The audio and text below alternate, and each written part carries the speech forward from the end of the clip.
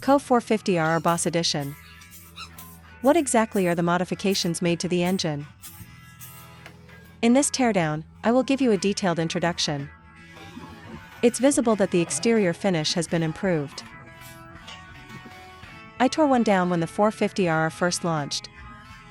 That product video was released on August 5, 2023. You can find it in my previous works. Let's do a comparison. The clutch cover remains unchanged. It still uses the same anodizing process.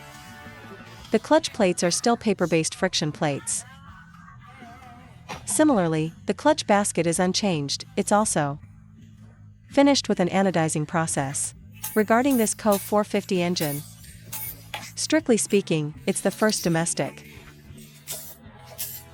4-cylinder engine. After all, Qianjiang's inline 4 is from Benelli. So, this bike gained a lot of hype at the time. Now, with the release of the Boss Edition, many fans have requested a teardown to see the improvements compared to the old model. So, I asked Brother Kai for an engine to inspect. The cam chain tensioner hasn't changed. It's still the same type as Honda's. This tensioner on Honda 400s and 500s often produces some abnormal noise. Therefore, the Boss Edition cannot escape this. Some owners reported abnormal noises on the Boss Edition. After listening to recordings, it's just the tensioner. The sound disappears once the engine warms up. So don't be nervous, it doesn't affect operation.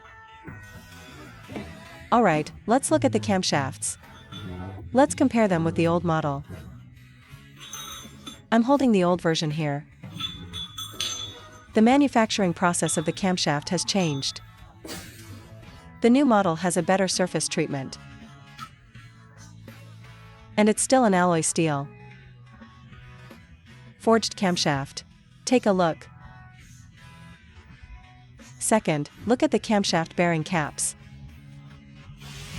For instance, this area has undergone some structural reinforcement. Now for the third point. The cylinder head has some added reinforcing ribs, right where I'm pointing. The old model did not have these ribs here. Then in the middle section here. The old version also lacked these reinforcements. This photo shows the old cylinder head. You can see it lacks the central reinforcing bridge. The fourth point is the valve guides. They have been lengthened. It's hard to capture on video. Fifth, the finger followers. Take a look at the Kove Boss Edition, the followers are darker in color. I heard from industry peers that these finger followers undergo an extra polishing step before applying the DLC coating. The DLC, diamond-like carbon, coating is now thicker to improve wear resistance. Let's look at the valves. Valve. They are the same as the old model, still from Yonghe. So, as you can see, Kove has made multiple optimizations and improvements to the cylinder head of this 450 Boss Edition engine. At 16,000 revolutions per minute, it remains the highest revving domestic engine. No other manufacturer has broken this record yet. The previous Kove 450 had a warranty of 3 years or 50,000 kilometers. The warranty for this Boss Edition is exactly the same. The timing chain is still from Borg-Warner. Sixth, change to the oil pan. Switched from an internal to an external oil filter. The old model had an internal filter over here.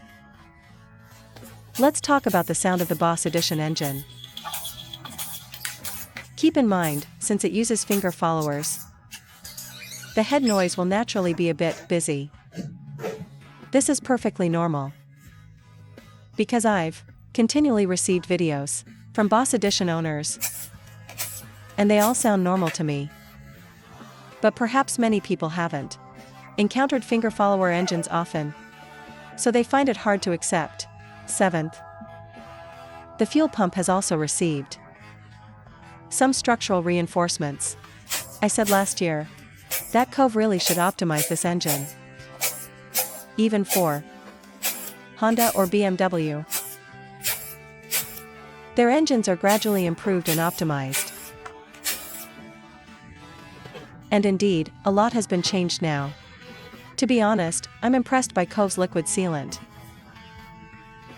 Look at the elasticity of this sealant. I've pulled it this far and it hasn't broken. Looks like next time I go to Chongqing, I'll have to find a way to steal a few tubes back. The flexibility is amazing. Look at this. Pulled so long and still holding. As a mechanic, seeing stuff like this definitely excites me. Let's look at the bearing shells. The shells, previously they used dado from Japan. Let's check these as well. The price dropped, but did they downgrade the parts? Let me pop one out. Still Japan's dado. No downgrades here. Let's check the countershaft. Look at the countershaft bearings. They are still from CNU, Renben. Hard to get on camera, so I'll just tell you. Next, let's look at the connecting rods. Right, let's check the rods first. They are still using fracture split connecting rods. You can see it here. The rod bearings are also dado Japan. Now, the crankshaft. This crank is manufactured by Lide. Looking at the parting line, it's clearly a forged crankshaft. Taking the piston out, it still uses forged pistons. Full skirt coating. The piston crown also features micro-arc oxidation. The 7th change is the connecting rod. Hard to spot if you don't look closely. This area is different from the old model. Overall, some reinforcements were made. Piston rings are still from Riken. The cylinder block is unchanged. The liners are still cast iron, the magnet sticks right to it. 8th, crankcase water jackets. The edges have been widened slightly. This change isn't too significant. 9th, the crankcase has a reinforcing rib added at this spot. Alright, that's a total of 9 modifications. That concludes the full introduction of the teardown. Overall, there's definitely no downgrade in materials. The most changes are in the cylinder head and the oil pan redesign. Let's look forward to the future performance of this machine. That's all for this video. Thanks for watching.